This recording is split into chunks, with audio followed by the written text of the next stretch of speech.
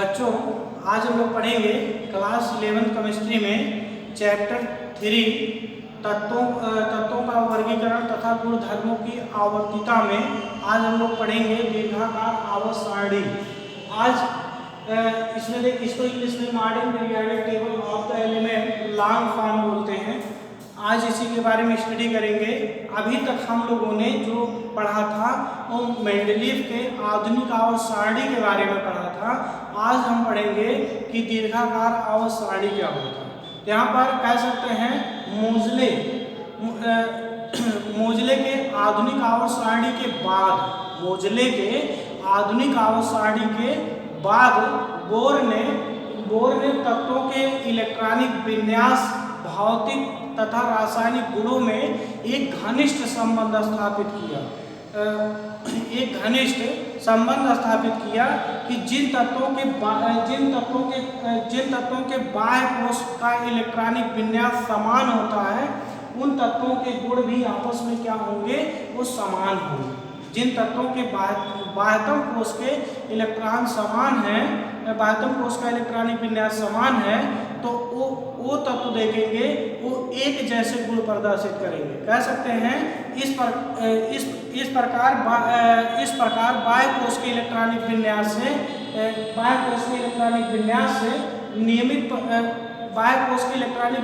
के नियमित परिवर्तन से कह सकते हैं, जैसे बाह्य कोश के इलेक्ट्रॉनिक विन्यास परिवर्तित होता जाता है, वैसे वैसे तत्वों के गुणों में भी क्या होता है, परिवर्तन होता जाता है। वैसे जैसे इलेक्ट्रॉनिक कॉन्फ़िगरेशन करेंगे, इलेक्ट्रॉनिक कॉन्फ़िगरेशन करने के दौरान देखेंगे बाह्यतम कोश में यदि इलेक्ट्रॉन जो है अलग अलग कोशों में जाता है, तो वहाँ पर देखेंगे उस तत्व के गुण भी क्या होंगे, अलग अलग होंगे। तो इस आधार पर इस सभी कह सकते हैं। इसके बाद जो है 3 वैज्ञानिक आए जिनका नाम था रॉन्ग, बर्नर और बरी। आदि वैज्ञानिकों ने बोर के इलेक्ट्रॉनिक विन्यास के आधार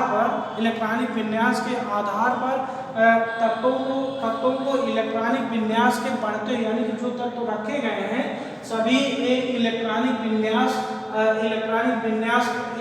विन्यास के आधार पर तथा परमाणु क्रमांकों के बढ़ते हुए क्रम में ये रखा गया है। तो इस आधार पर उन्होंने एक टेबल बनाया। जो ये टेबल यहाँ पर बना हुआ है, ये टेबल उन्होंने ये सभी मिल करके दिए। यहाँ पे रॉन्ग, बर्नर और बरी ने ये तीनों लोग मिल करके ये टेबल का जो है क्या किया, निर्माण किया। तो ये टेबल में उन्होंने इस टेबल जो है कुछ इस प्रकार से था। तो टेबल में देखेंगे, इसमें टेबल को यहाँ पर देखेंगे जो हम इधर से ये लाइन जो इधर से दिया गया है, ये देखेंगे, ये इसको हम क्या कहते हैं, पीरियड्स कहते हैं, जिसको 1 2 3 4 5 6 7 दिया गया है। और जो इधर देखेंगे इसको, यानी कि ये हमारा क्या है, हॉरिजॉन्टल लाइन है। जो देख रहे हैं हॉरिजॉन्टल लाइन में जो इधर से बांटा गया है, उसको हम क्या बोलते हैं, पीरियड्स बोलते हैं। बाकी जो देखेंगे ऊपर से नीचे की तरफ जो बांटा गया है, उसको हम क्या कहते हैं, वर्टिकल कहते हैं। उसको हम क्या कहेंगे, वर्ग कहेंगे, ग्रुप कहेंगे, समूह कह सकते हैं, या परिवार कह सकते हैं। अब उसी के आधार पर यहाँ पर तत्वों का वर्गीकरण किया गया, यानी कि तत्वों का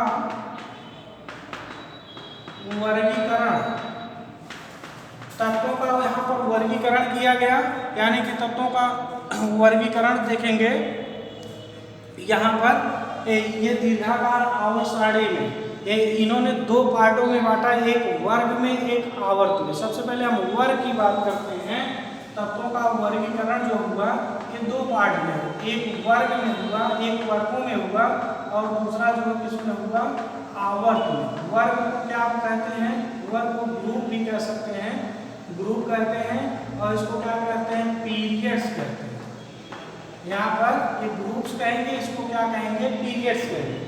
अब यहाँ पर सबसे पहले हम जो स्टडी करेंगे यहाँ पर ये ग्रुप्स के बारे में, अर्थात जो यहाँ पर जो मॉडर्न पीरियोडिक टेबल यहाँ पर देख रहे हैं, जो यहाँ पर ये वर्टिकल लाइन में जो यहाँ पर ये बांटा गया है, पहले हम इसके बारे में जान लेते हैं। यहाँ पर देखिए ये सब इन्होंने यहाँ पर जो ये टेबल बनाया गया, इस टेबल में कुल 18 वर्ड्स होते हैं, अर्थात यहाँ पर 1 2 3 4 5 6 7 8 9 10 11 12 13 14 15 16 17 और 18, यानी कि जो 0 समूह को लेकर के सबसे पहले 18 समूह में इन्होंने बांट दिया। और उस 18 समूह में ये भी ध्यान देंगे कि यहाँ पर देखेंगे 18 समूह को यहाँ पर रोमन नंबर में भी दिया कि फर्स्ट डे, सेकंड डे, फिर उसके बाद देखिए फर्स्ट डे, सेकंड डे, फिर यहाँ पर देखिए third day, fourth day, fourth day, fifth day, sixth day, seventh day, और यहाँ पर ये 0 को रखा गया। और उसके बाद देखिए थर्ड भी, फोर्थ भी, फिफ्थ भी, सिक्स्थ भी, सेवंथ भी, एट में 3 है, 8 9 10 है, और ये फर्स्ट भी और ये सेकंड भी, यानी कि इस तरीके से यहाँ पर 18 वर्ग कह सकते हैं, 18 वर्ग, या यहाँ पर कहते हैं 18 वर्ग का यदि हम नाम देना चाहें, फर्स्ट डे, सेकंड डे, और यहाँ पर third day, fourth day, fifth day, sixth day, seventh day, और ये 18 वर्ग, और यहाँ पर ये देखेंगे थर्ड भी, फोर्थ भी, फिफ्थ भी, सिक्स्थ भी, सेवंथ भी, एट्थ में 3 वर्ग हैं, यहाँ पर 8 9 10, और फर्स्ट भी, सेकंड भी, इत्यादि ग्रुपों यहाँ पर क्या किया गया, यहाँ पर ये बांटा गया। अब इसमें देखेंगे यहाँ पर ये तो पहली लाइन यहाँ पर समझ में आ गया होगा कि हम जो वर्ग की बात, आवर्त को भी मिटा देते हैं, वर्ग की बात यहाँ पर की है। वर्ग में ये चीज समझ गए होंगे कि यहाँ पर देखेंगे ये रांड और बर्नर और बरी, ये तीनों वैज्ञानिकों ने ये तत्वों को 18 वर्गों में बांटा। 18 वर्गों का नाम कुछ इस प्रकार से यहाँ पर हमने बोला, रोमन नंबर में इस प्रकार से दिए, और उसको यहाँ पर देखेंगे, यहाँ पर ये देखेंगे जो एक ही ग्रुप में जितने भी एलिमेंट आते हैं, कोई भी एक ग्रुप ले लीजिए, एक ही ग्रुप में जितने भी एलिमेंट आते हैं वो सभी का इलेक्ट्रॉनिक कॉन्फ़िगरेशन, सभी का उसके बाह्यतम कोश का इलेक्ट्रॉनिक विन्यास क्या होता है, सेम होता है। कहने का मतलब जैसे हम पहले ग्रुप का ले लेते हैं, पहले ग्रुप में इलेक्ट्रॉनिक कॉन्फ़िगरेशन देखिए 1s1 है, तो यहाँ पर 1s1 यानी कि लास्ट वाला इलेक्ट्रॉन किस में जा रहा है, s में जा रहा है। अब s1 में, अब इसमें देखिए 1s2 2s1 में, यानी कि इसमें भी s1 में जा रहा है, इसमें भी देखिए s1 में जा रहा है, सभी में s1 में जा रहा है।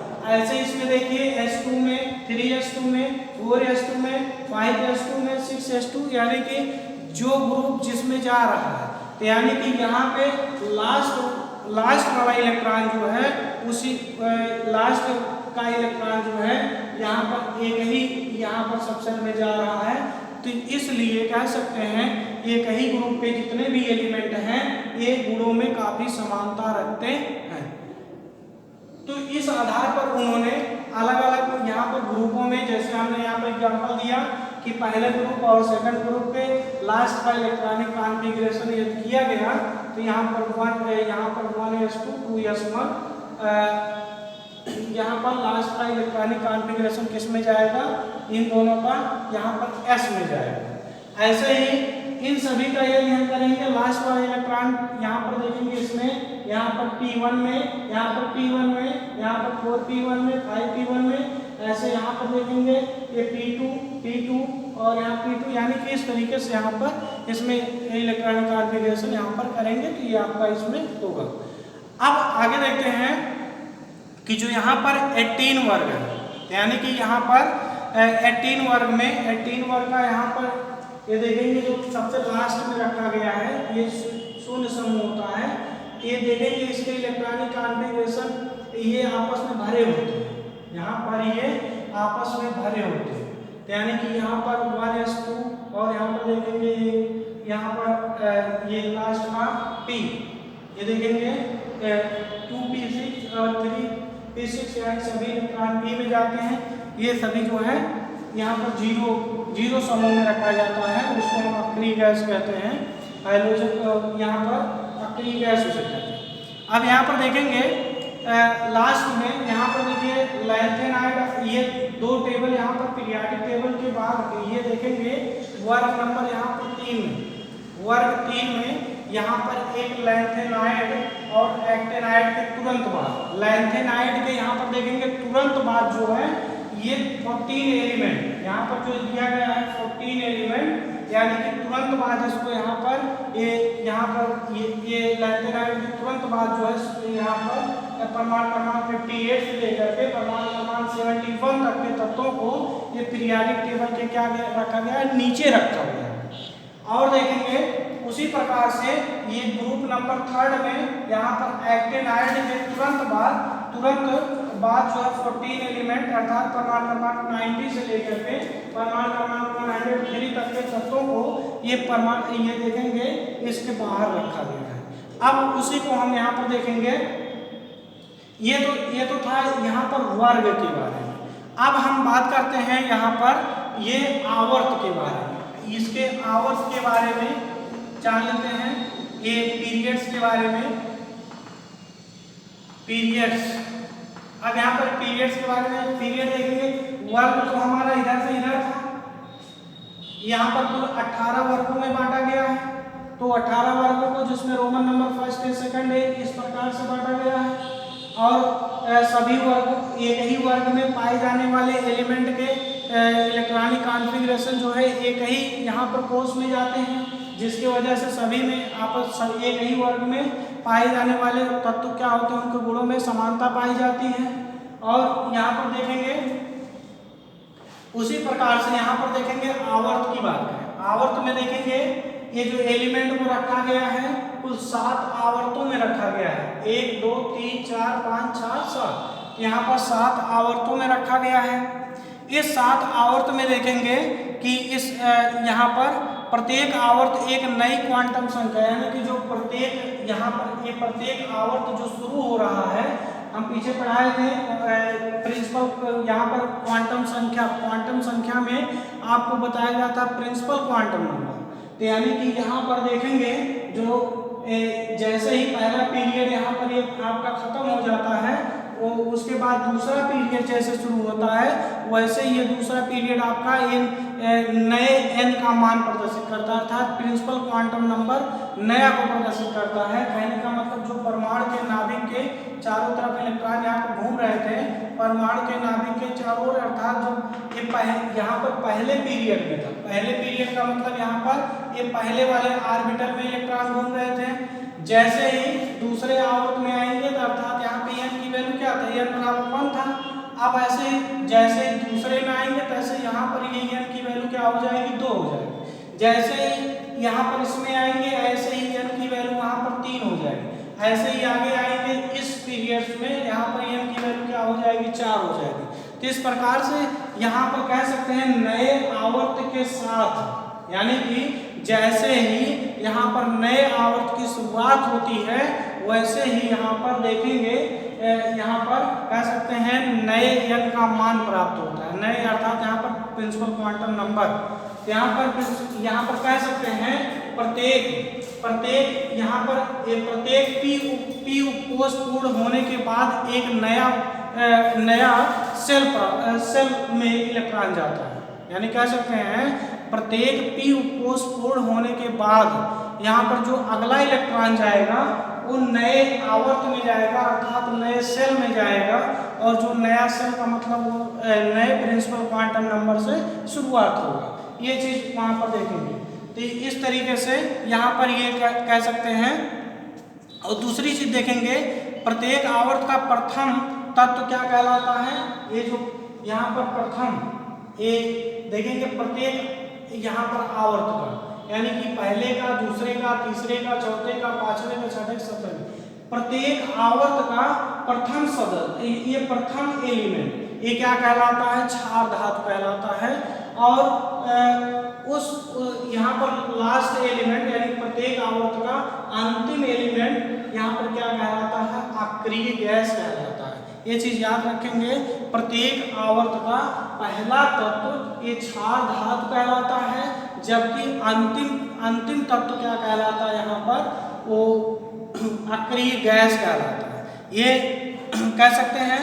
और दूसरी चीज देखेंगे यहाँ पर एक प्रथम आवर्त की बात करें। प्रथम आवर्त में रखकर यहाँ ध्यान देंगे, दिखाई दे रहा होगा प्रथम आवर्त फर्स्ट आवर्त में देखिए 2 एलिमेंट रखे गए हैं, एक हाइड्रोजन को रखा गया है, एक हीलियम को रखा गया। कह सकते हैं इसको पहले आवर्त में, ये सब हमको लैंग्वेज में लिखना है कि पहले आवर्त में केवल 2 तत्व रखे गए हैं जिसके इलेक्ट्रॉनिक कॉन्फ़िगरेशन केवल किसमें जाते हैं, ये पहले में यहाँ पर कह सकते हैं 1s में ही जाते हैं। यहाँ पर 1s1 और 1s2, यानी कि कह सकते हैं पहले आवर्त में केवल 2 तत्व पाए जाते हैं जिनका इलेक्ट्रॉनिक कॉन्फ़िगरेशन यदि किया जाए तो केवल 1s सेल में यहाँ पर जाते हैं। यहाँ पर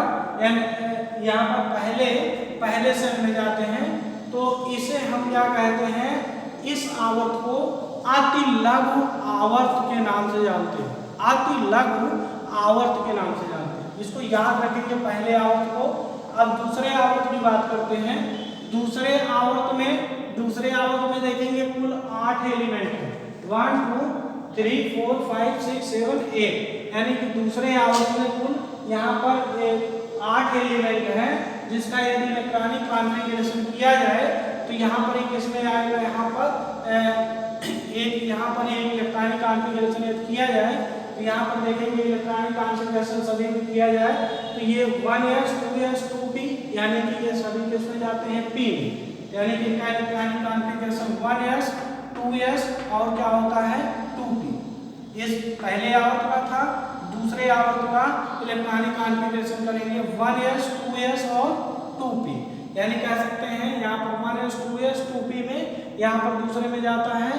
इस आवर्त को हम कहते हैं लघु आवर्त कहते हैं। सेकंड आवर्त को हम क्या कहते हैं, लघु आवर्त कहते हैं। ऐसे देखेंगे थर्ड आवर्त के बारे में। थर्ड आवर्त के बारे में यहाँ पर क्या है, यहाँ पर देखेंगे इसमें भी 8 एलिमेंट हैं, 1 2 3 4 5 6 7 8। अब इसमें देखेंगे, इसमें तीसरे आवर्त में कुल यहाँ पर तत्वों की संख्या कितनी होती है, 8 होती है। इसको यदि हम इलेक्ट्रॉनिक कॉन्फ़िगरेशन करें, इलेक्ट्रॉनिक कॉन्फ़िगरेशन करने पर ये सभी किस में जाते हैं, यहाँ पर 3s और यहाँ पर 3p में, यहाँ पर सभी इलेक्ट्रॉन्स यहाँ पर जाते हैं। इलेक्ट्रॉनिक कॉन्फ़िगरेशन यहाँ पर जो होगा ये लास्ट का इलेक्ट्रॉन किस में जाएगा, 3s और 3p में जाता है।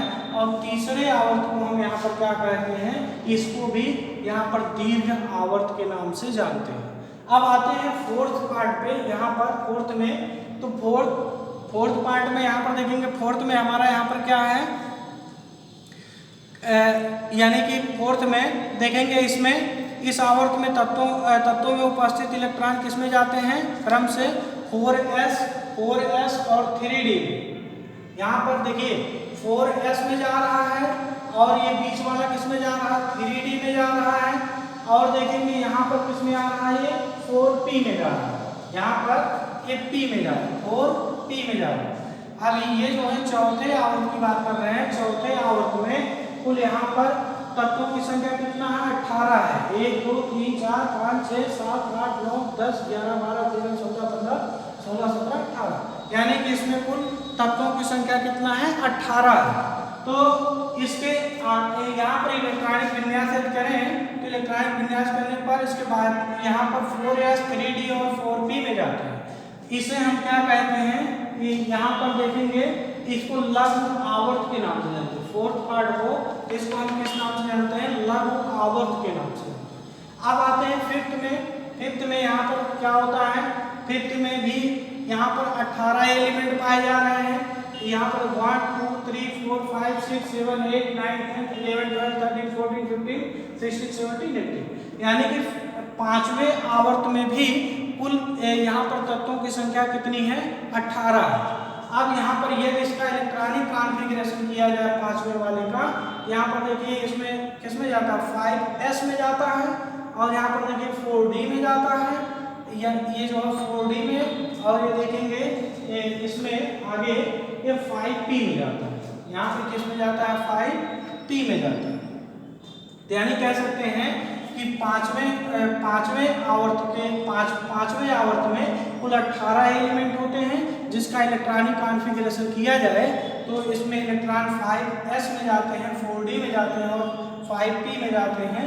तो और इस पांचवें आवर्त को हम इसको क्या बोलते हैं, यहाँ पर लघु आवर्त, इसको क्या बोलते हैं, लघु आवर्त के नाम से जानते हैं। अब आते हैं छठवें आवर्त पर। छठवें आवर्त में देखेंगे यहाँ पर अगर से यदि इलेक्ट्रॉनिक कॉन्फ़िगरेशन किया जाए तो इलेक्ट्रॉनिक कॉन्फ़िगरेशन में देखेंगे इसमें यहाँ पर कुल यहाँ पर कुल कितने यहाँ पर एलिमेंट पाए जाते हैं। यहाँ पर देखेंगे 32 एलिमेंट पाए जाते हैं इस आवर्त में छठे, जिसमें 14 एलिमेंट नीचे दिखाया गया है।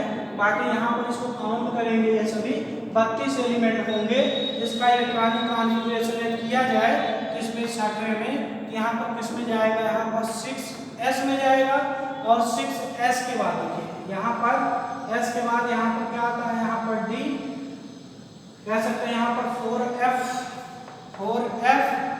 और यहाँ पर 5d और यहाँ पर 6p।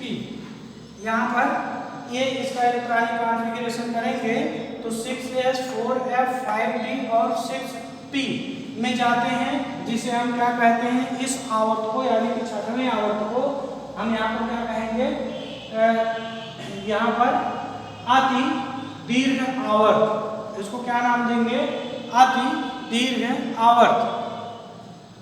इसको याद रखेंगे।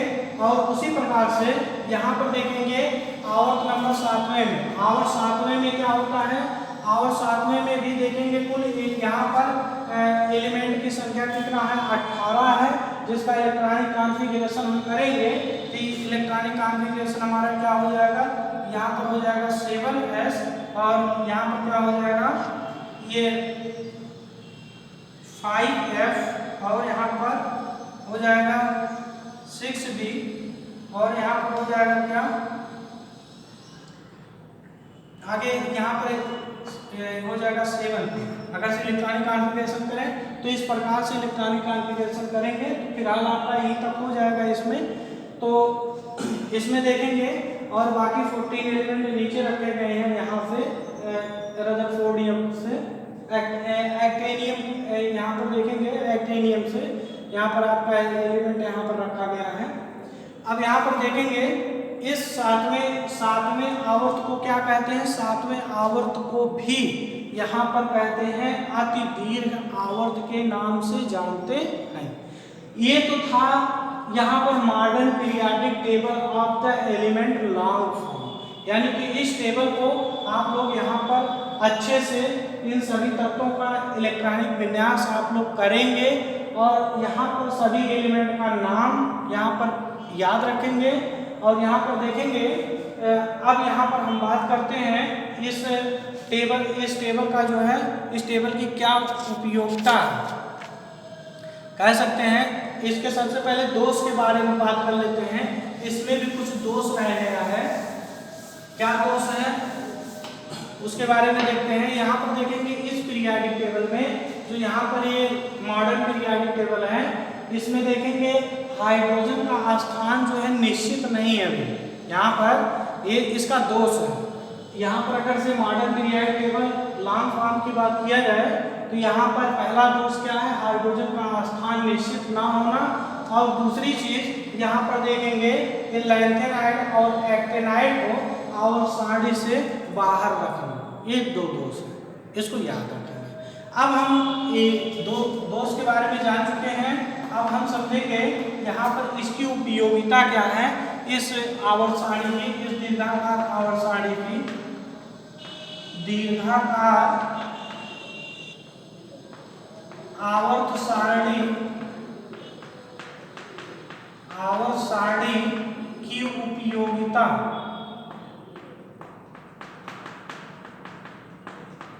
इसकी क्या उपयोगिता है उसको ध्यान देंगे। पहली उपयोगिता तो ये है कि तत्वों को बढ़ते हुए परमाणु क्रमांकों के आधार पर रखा गया है, जिसमें परमाणु क्रमांक याद करने में आसानी होगी। दूसरी चीज देखेंगे यहाँ पर यदि किसी एक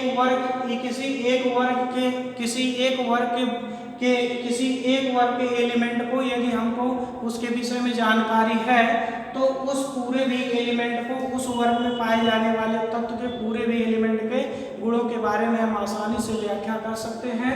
और ये भी देखेंगे यदि किसी तत्व का इलेक्ट्रॉनिक कॉन्फ़िगरेशन करेंगे तो करने पर देखेंगे उसके वर्ग में किस सबसेल में इलेक्ट्रॉन जा रहा है, तो उसके नीचे वाले ग्रुप में किस सबसेल में इलेक्ट्रॉन जाएगा, तो इसके आधार पर हम ये उसके गुणों की व्याख्या कर सकते हैं। और ये भी हम बता सकते हैं इलेक्ट्रॉनिक कॉन्फ़िगरेशन, इलेक्ट्रॉनिक विन्यास के आधार पर हम ये भी बता सकते हैं कि यहाँ पर इसको किस ब्लॉक में रखा गया है। यहाँ पर ये भी हम आपको बता दें कि यहाँ पर इसको 4 ब्लॉकों में रखा गया है। ये हमारा यस ब्लॉक कहलाता है, ये हमारा इतना पी ब्लॉक कहलाता है, और ये बीच का जो पार्ट आप देख रहे हैं 3rd से लेकर के 12 तक ये डी ब्लॉक के एलिमेंट कहलाते हैं, और जो ये नीचे रखे गए हैं ये एफ ब्लॉक के तत्व कहलाते हैं। तो यानी कि हम इलेक्ट्रॉनिक विन्यास के आधार पर हमें बता सकते हैं कि कौन सा किस ब्लॉक का एलिमेंट है। एस ब्लॉक का तत्व है कि बी, एस ब्लॉक का तत्व है कि यहाँ पर पी ब्लॉक का तत्व है, या डी ब्लॉक का तत्व है, या एफ ब्लॉक का तत्व है। हम इलेक्ट्रॉनिक विन्यास के आधार पर उसकी हम बड़े आसानी से यहाँ पर व्याख्या कर सकते हैं। और एक चीज़ ये भी ध्यान देंगे, जो मेंडलीव के आधुनिक आवर्त सारणी में था कि यहाँ पर जो 7 यहाँ पर ये आवर्त यहाँ पर जब यहाँ पर बांटा गया था तो उसमें 10 श्रेणियों में बांटा गया था, जिसमें ऑड और इवन में बांटा गया था। ये इसमें ऑड इवन का समस्या नहीं है, इसको ऑड इवन को ध्यान में रखा गया है। तो इस पीरियोडिक टेबल में ऑड इवन नहीं है, जबकि इसमें उसके पहले वाले मेंडलीव के आधुनिक आवर्त सारणी में क्या था, उसमें ये देखेंगे इसमें यानी कि 4th यहाँ पर देखेंगे 4th 5th 6th को यहाँ पर 2 श्रेणियों में बांटा गया था, ऑड और इवन में, सम और विषम में बांटा गया था। तो इस प्रकार से कह सकते हैं। और दूसरी चीज यहाँ पर देखेंगे जो वर्ग था, वर्ग में उसको 2 सब ग्रुप्स में डिवाइड किए गए थे।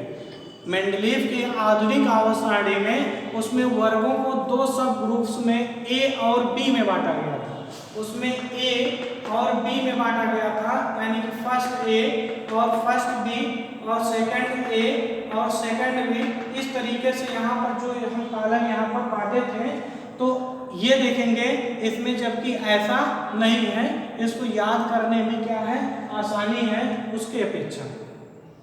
अब बात करते हैं यहाँ पर ये वर्ग की बात है, तो इस सारणी में ये भी कह सकते हैं कि धातु और अधातु, यानी कि मेटल और नॉन मेटल और मेटलाइट्स की यहाँ पर इसके आधार पर जो है, यहाँ पर इलेक्ट्रॉनिक कॉन्फ़िगरेशन के आधार पर धातु और अधातु का, यानी कि इस पीरियोडिक टेबल के आधार पर हम धातु और अधातु को अलग अलग यहाँ पर डिवाइड कर सकते हैं। एक ये भी सुविधा है, यहाँ पर इसकी ये भी उपयोगिता है कि धातु और अधातु को हम आसानी से यहाँ पर अध्ययन कर सकते हैं।